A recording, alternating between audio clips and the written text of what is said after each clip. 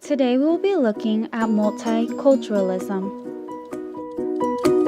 Let's begin by defining multiculturalism. According to Salters, multiculturalism then is or should be an awareness that other cultures do exist, have a right to exist, and do not have to conform to ours to be acceptable. There are many different views of multiculturalism, but the two that we'll be looking at today are the secularist view and the Christian view. A secular teacher will often use Banks's 5 dimensions of multiculturalism in their classroom. The first dimension is content integration. Content integration is seen in the classroom by teachers using various cultures, ethnicities, and other identities in the curriculum. The second dimension is knowledge construction.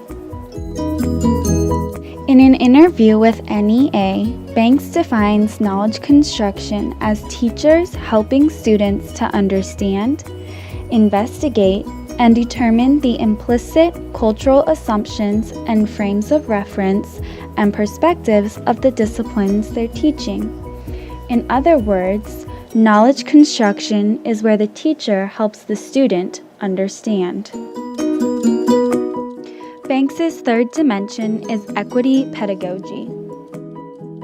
In Banks's article, Equity Pedagogy, an Essential Component of Multicultural Education, Banks defines equity pedagogy as teaching strategies and classroom environments that help students from diverse racial, ethnic, and culture groups attain the knowledge, skills, and attitudes needed to function effectively within and help create and perpetuate a just, humane, and democratic society.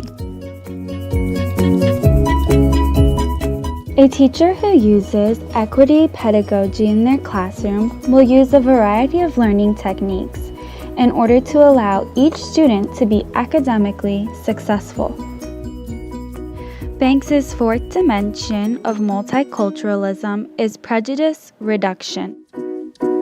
In order to properly incorporate prejudice reduction, teachers shine a positive light on all ethnic groups.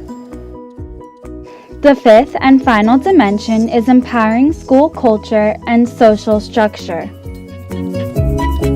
In an interview with NEA, Banks explains that empowering school culture and social structure is not only looking at the individual classrooms, but at the total school culture to see how to make it more equitable. According to Helena, a writer for Christian Research Institute, she explains that multiculturalists and Christians both desire the same thing.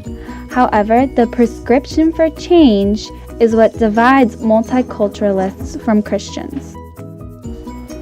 According to Salters in his article Multiculturalism, we are to remove all labeling and distinction and implement full integration even of the learning disabled. As the teacher, it is important that my curriculum talks about the accomplishments of all ethnic groups. As a Christian teacher, I may not agree with the choices of my students and parents, but God has called me to love all people, just as He loves all people. Galatians 3:26 says, "For ye are all sons of God through faith in Christ Jesus."